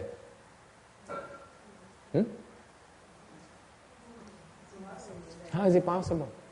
How can you be such a rotten person? How can you be such a rotten person and yet still become enlightened? Isn't it interesting? Think about this. How come we don't have any fan here? I spent an hour and a half and you guys made me forget. There's no fan here for poor Peter. Now the Peters are together, suffering together in the heat. I thought I'd tell you such an interesting story and you look at dogs. Oh my God. I'm not telling any more stories from now on. I ask you, how can a rotten person become enlightened? How is it possible? Please tell me. Yes. Why? Because he did bad thing, he maybe understood to drop the idea of judging others. You want to No, he was a heavy, guilty conscience. He's not even thinking that. Yes. Because he had the realization in his anxiety of what he was actually doing to get away from this, and because he had that realization of all the suffering that he was causing himself by his act, he became enlightened. Close. Anyone else? Maybe he's finally woke up from his mistakes. Suffering. Not a bad idea. Yes. Well, he's in an incredibly heightened state from the strain. I think they just cut through everything. Very good. Very good. Did you hear that? Did you hear that? Did you hear that, Peter? It doesn't matter. Only I can tease him like that because otherwise he'll kill you. This guy has a huge temper. And he's from Texas.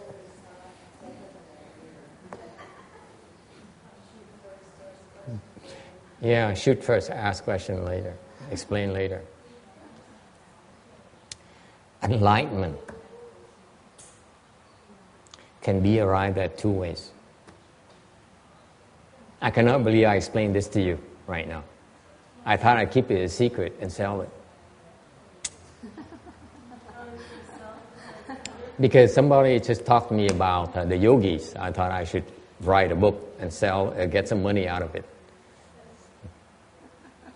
Enlightenment can arrive at two ways. Okay? Number one, the typical way is that you understand. Okay? You understand. You says, this is no big deal. I drop it. Drop it. You let go with wisdom. You get me, Peter? You let go. You're able to free yourself, to unburden yourself. That's how you become enlightened. Is it clear? Because you said, this is not that important. Money is not that important. Cars are not that important. Why? Because I cannot take it with me when I die. Okay? I cannot take my wife with me when I die. Okay? And the proof is that she's not going to follow me. She's yelling at me now, right, Peter? There you go. I rest my case. Okay? So you let go because you understand it's not that important. But the important thing is you kill somebody. Just wait, just wait, just wait, just wait. You understand that? Is it clear? Are we clear so far? You become enlightened because you understand you're no longer attached to your own wife. He's attached to his wife, isn't he? Okay? Well, just coming. I'm coming tonight. Okay? Don't ask too many questions that I cannot answer. Yes? Did you say wife or Wife. wife? The one who's at the salon doing her hair and doing her nails. But you're not attached to your wife. That's not enough. Well, it's more than that, but I'm just being facetious. Okay, because I have lots of women here today, so you know, I'm teasing a lot of, including Maria. Maria gives me a hard time, so I'm teasing all of the women today. Okay, that's why I told you I chose a story about the monk man. I could have said it, the nun, couldn't I? See, the sex are interchangeable in my stories.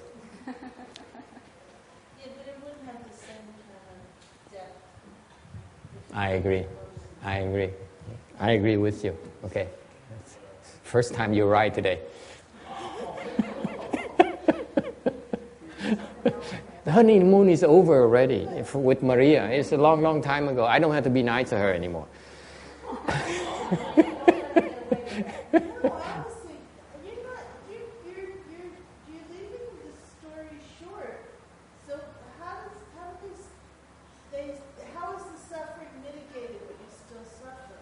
I'm getting to that. You have to be patient.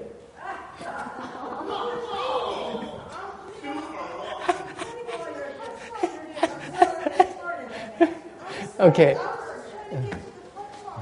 I'm having too much fun. I feel guilty now. So, number one, and I'll go back to you again. Number one is that's it. Remember the theme I said? You follow someone who knows the way? Because the person says, the no way means that he says, this is not important, son. Please drop it. Okay? Whereas the yogis cannot tell it to you. He says, this is still important. The things they still are find important. Okay? That's why you cannot escape suffering yet. This is what stops them. Is it clear? This is not theory. This is factual. The reason that the 8th level of samadhi cannot end suffering yet because they still have attachments. Is it clear? Okay. We know what those attachments are. It's very clearly defined in Buddhism, by the way. We tell you exactly what those attachments are. It's not theory. It's real. So when you get there, this is your attachment. That we have to teach you how to undo this attachment.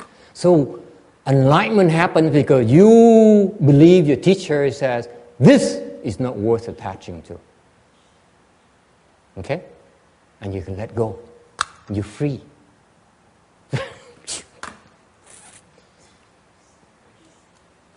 Okay? Sorry about that. So far, so good? Okay. That's the first way. So what is attachment? Attachment is freedom, isn't it? You let go of things. You're able to say, I can use this right now, but if it's broken or if it gets stolen, it doesn't matter to me. I use something else. There's no need to be attached to it. That's freedom. I'm no longer dependent on this, am I? Okay? That's no suffering. No dependence. Is it clear? You have suffering because you have dependency. Is that clear? You depend on others, that's why you're suffering. Yes? And is that carried over into relationships? Yes, absolutely. You depend on your husband. That's why you're suffering. When he says, I don't love you anymore. That's when the world crumbles around you. Okay? Okay, so far so good? Enlightenment is freedom. Enlightenment is to get rid of all your dependencies. We agree on that? Right? Okay. The second scenario is this.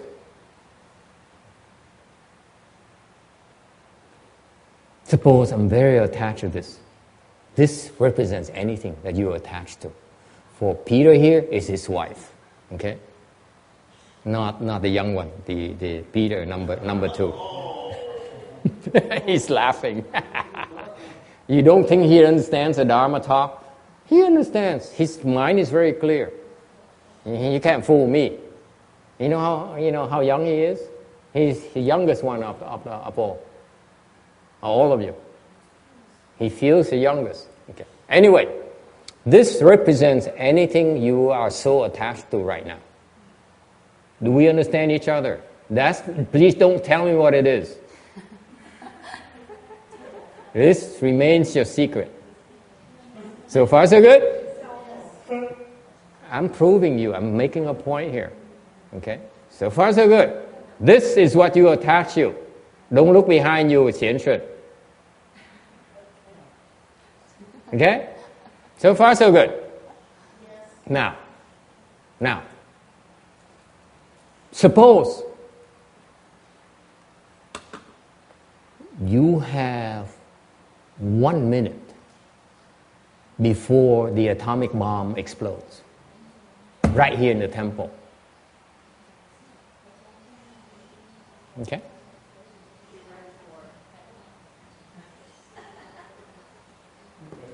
How is this to you now? Nothing, right? Nothing. Peter!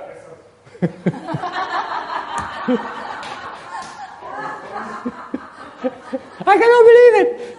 I thought my story is so beautiful, my proof is so beautiful, and yet this guy is something else. This is a masterpiece. This is my masterpiece for the week. You see get my drift?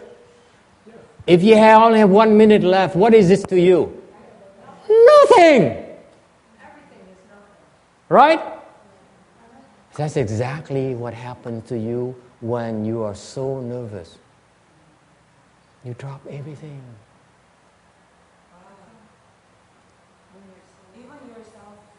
Even yourself. Nothing matters anymore. You don't know what to do anymore. You drop everything. That's how you become enlightened. Does it make sense to you? This, folks, by the way, is the first time that I ever heard in my own ears how getting nervous and becoming nervous wreck can help you become enlightened. It has never been explained like this before. In honor of Peter, I'm inspired. Yes. So was it ultimate enlightenment or is it like part of becoming enlightenment? Beginning of the enlightenment. Huh? Beginning. Beginning of Yeah. It takes a lot more than that to become truly enlightened. Okay? She got that experience. Can you have that moment and then just, let's say for a couple hours and it takes it back again, back to your old self again? Yes. Is it possible, right? Yes. It's not only possible, it is the only way.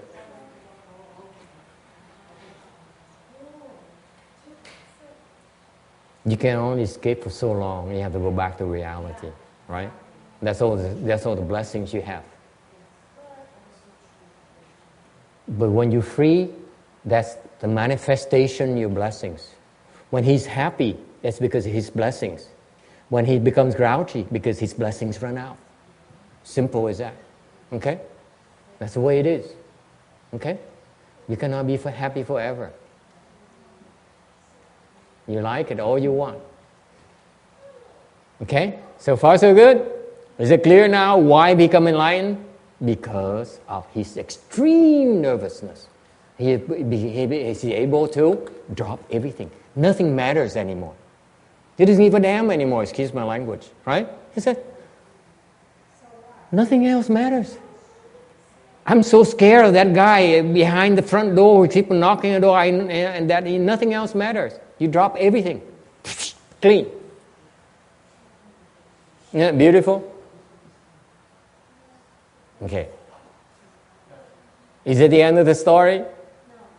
Of course not. He may become enlightened, but he still have created offenses against the man he killed. Okay? He still has to pay for that. He still has to pay for his mistakes. But it's down the road. Is it clear? It's two different events. How did he become enlightened? Because he cultivated before. Let me tell you. He planted the seeds for enlightenment another lifetime. Okay? He cultivated beyond. He wanted to go beyond the 8th level of samadhi another lifetime. That's why this lifetime, another lifetime, he says, I want to go higher than 8th level of samadhi. Please take that very seriously. If you say, I want to go to 8th level of samadhi, that's all you're going to get. If you say, I want to go better, I want to do better, that's how you become enlightened. Is that clear? Does it answer your original question? Okay? You have to want it. You have to say, it's got to be better than this. Whatever it is, I want it. The best. I will not settle for less. Okay? I may not be able to understand what it is, but I believe the fact is something good, something called Buddha, something called Bodhisattva. If that's true, I want it. Okay? So far so good? And then you can play with Charlie. Yes? Because everybody eventually dies. Yes. So everybody at some point in their life goes through the kind of beginning of the life, like before they go No. Death is a form of confusion. Death is very dangerous. Death is one of the most dangerous moments in your life. I'm telling you. Death, Peter, listen, death is one of the most dangerous times of your life. If you think you know danger, you ain't seen nothing yet. Trust me, it's one of the most dangerous times. Why? Because that's when all your creditors come knocking on your doors. He says, pay up. I'm not letting go.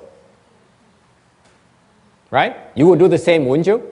You know the guy's about to skip town? Is you going to let him just skip town just like that? Of course not. This is when they line up. And they say, ha, pay up. Don't forget about me. I demand repayment. Okay? This is why worldly people are considered to be confused, because you don't know what's waiting for you for that last breath. I know it's pleasant, unpleasant to talk about it, but eventually we all have to face it.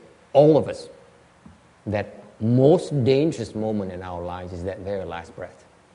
Most dangerous. Yes? Any other questions?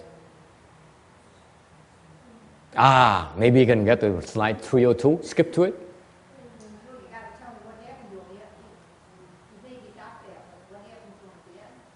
Well, eventually the rest is cultivation, because what he got is small enlightenment. It's not the biggest enlightenment. So what happened is that after the small enlightenment until the big enlightenment, his road is very hard. It's very, very tough. Because the guy kept on coming back and trying to kill him. The husband pursued him lifetime after lifetime. So he later on, for example, he became a monk, opened a temple, and then the husband become someone who comes and say, I'm going to destroy your reputation.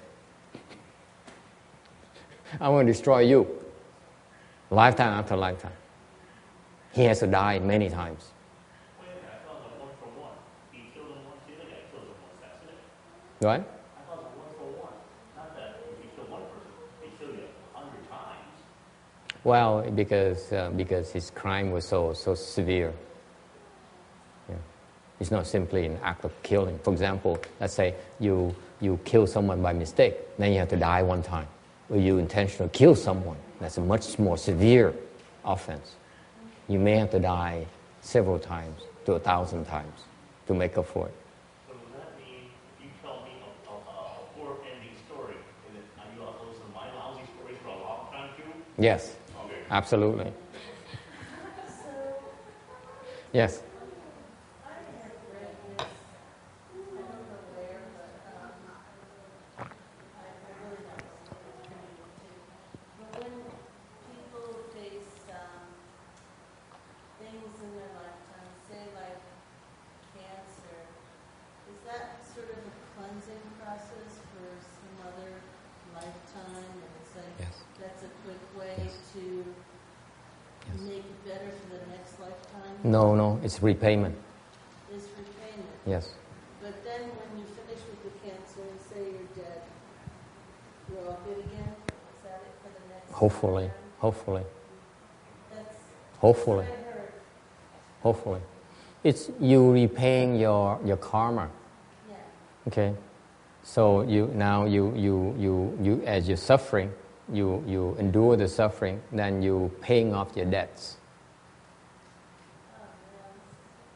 There are other ways to resolve it as well, but that's one form of repayment.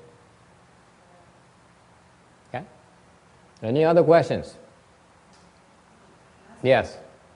So people who don't even know, even don't feel anything when they see something die on the street or whatever, and just live like that and then feel unfulfilled and don't care about anything and just die, have very little chance of starting their life because they are going to repeat and repeat. Who has a chance of enlightenment? Who has a chance to be enlightened? So like if some people just don't even care to look for the truth, or who don't even care about other people suffering because they are so caught up with their own suffering without even knowing they're suffering. Yeah. It will take a long time until they even get into the spot. Yes. what happened is that this in the story I forgot to stress to you is that the normal person would look at the monk, that monk as a bad monk, and says, you are an evil person, okay, we don't want you anymore, right? That's what most people would treat him. In Buddhism, we don't do that. We don't punish them. Even though this monk is bad monk, we don't punish him, okay? We don't, like for example, hang him. We don't. Is it clear? We don't take people's lives. We don't take lives, even if they're bad, they're wrong. Okay? Because even this bad monk still has a chance to become enlightened. We don't reject anyone. Okay? Let them be. Is it clear? So that's why Buddhism can have an all-embracing attitude. It takes wisdom to see that. You agree? Because most of you have the reaction, you're a bad person, I don't want anything to do with you. I will put you away in a prison. I would, so and so and so. I will punish you. I will reject you. I will kill you. Okay? When Buddhism, we said, it's your life. You have to be responsible for your life. Okay? Is that clear? This is why Buddhism is so much more open-minded, if you will. We don't judge. We let people be. Okay? Why? Because we're not attached to it. Remember this? This is why. Even the 8th level samadhi is still attached to this. Buddhism says, no, there's no need to be attached to disliking even evil people. I would tell you 8th level samadhi is still attached to disliking evil people. I assure you of that. Okay? The Buddha says, no need for it. Let them be. Does it make sense? That's why.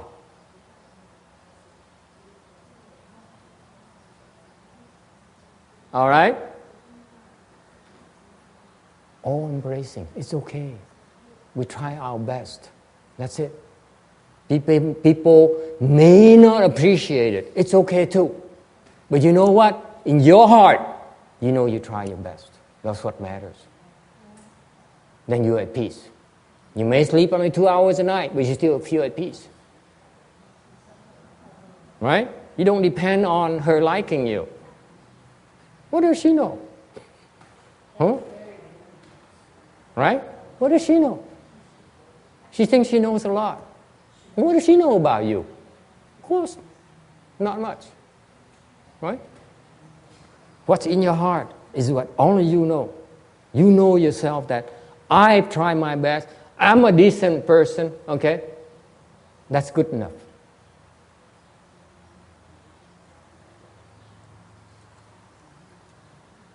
Okay? Anything else? So that's why we can embrace people. Because we accept people who they are. They don't have to be like us. Okay? We accept that we're different. And we still respect them.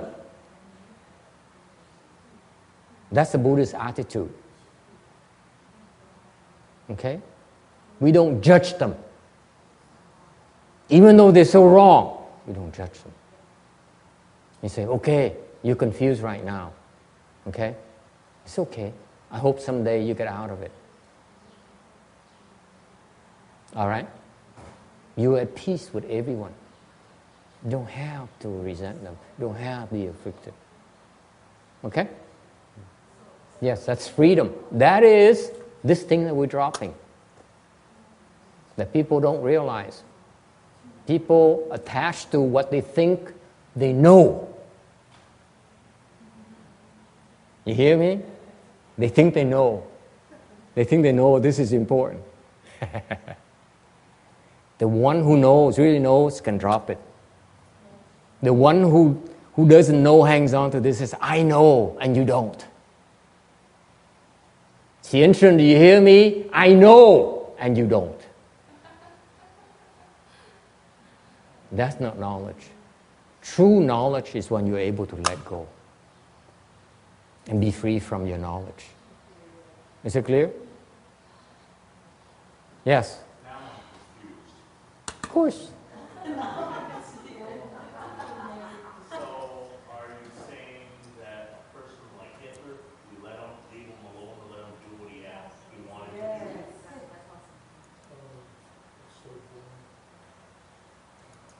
Question? And he's going to have to ask a hard question before I am trying to finish.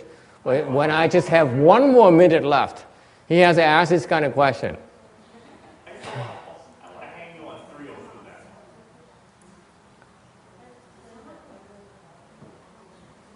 now.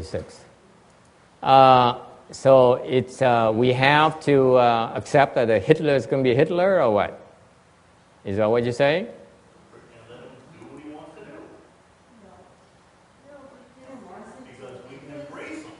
Because the cause is so bad, he'll get his own effect in a later lifetime in a terrible way. Or should we kill him? Who says we have to do nothing? He said we had to embrace him.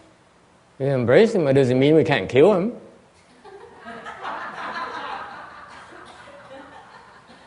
Thank you, wise one.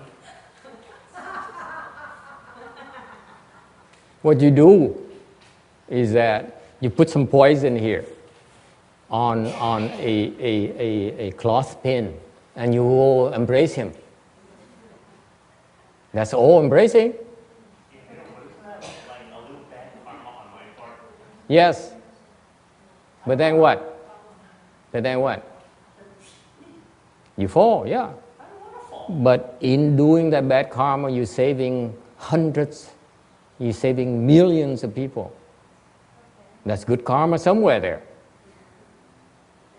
The world is always a combination of evil and good, right?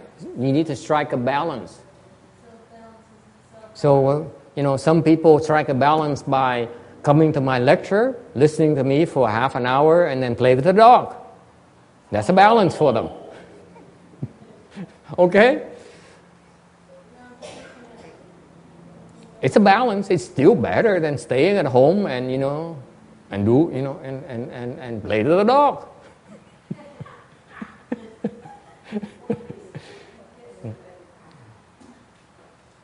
It's nothing absolute. We each have to do things that we feel is proper for us. Okay? Some people might decide that they embrace, they ignore. Some people are going to say, I'm going to kill this guy because he's bad for humanity. Okay? Some people say, maybe it's happening because there's a reason. It's those people, that are repaying the debts. Yes? Any questions?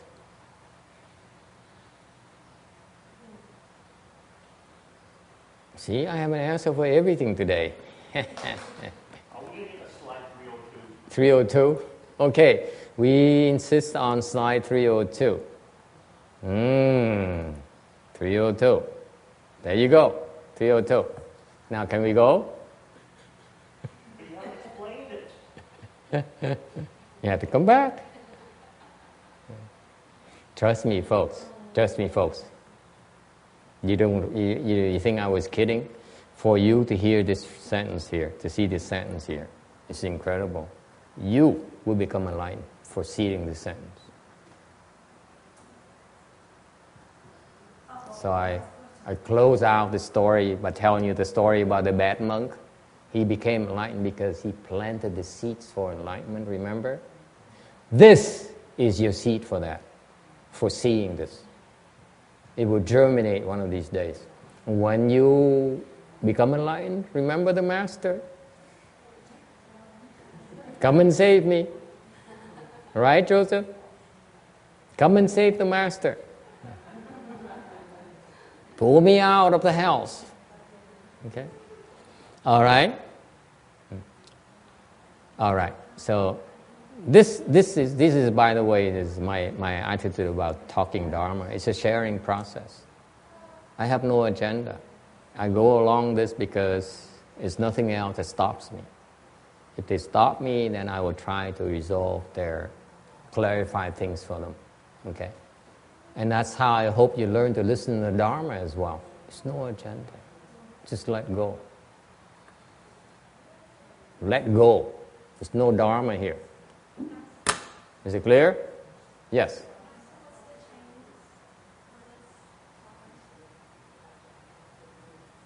因无所住而生其心。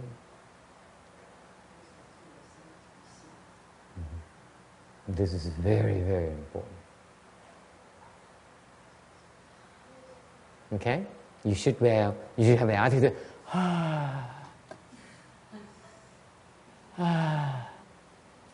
Okay? This is a wonderful, wonderful gift, trust me.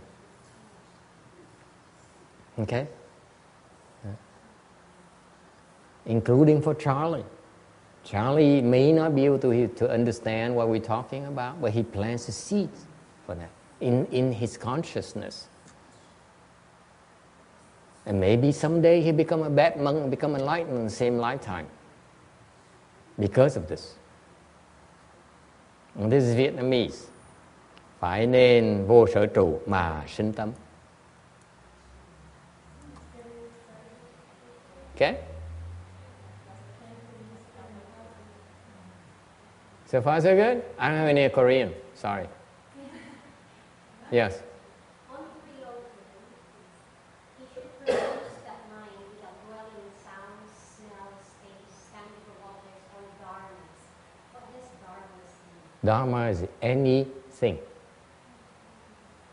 Anything that your mind conceives of is a dharma. Whatever you think of is a dharma, meaning anything and everything. Anything is the worldly, the people of the world know of anything. Everything is everything.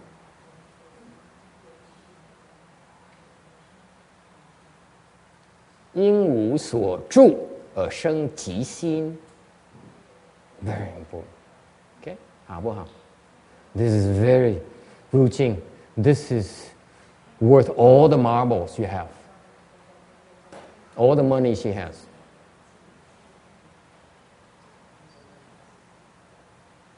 You know, because this is nothing more powerful than direct enlightenment. This is what made the sixth patriarch become enlightened instantaneously. And you have to hear this many, many times. Many, many times. Okay? You have to hear this repeatedly. All right? Okay, we stop here today. Thank you all for coming. Okay? And thank you, Peter, for coming. I'm highly inspired by him. That's why I told you that fantastic monk story I've been saving for a rainy day.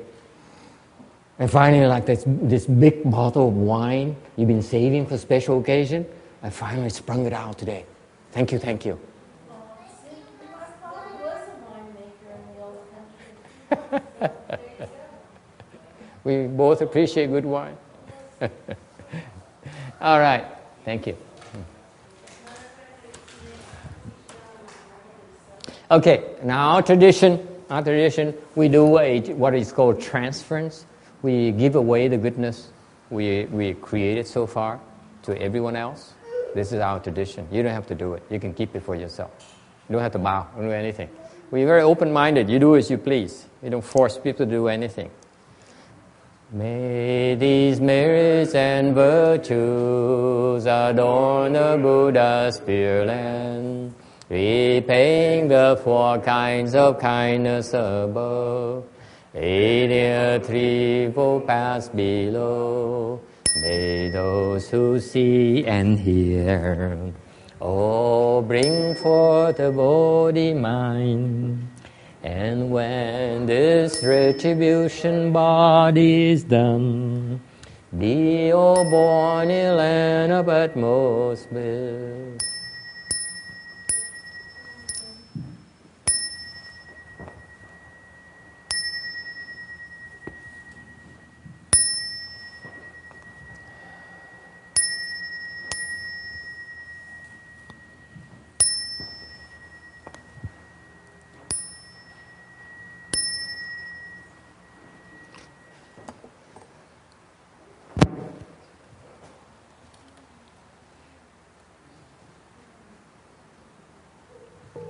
南无大智文殊师利菩萨，南无大智文殊师利菩萨，南无大智文殊师利菩萨，南无大智文殊师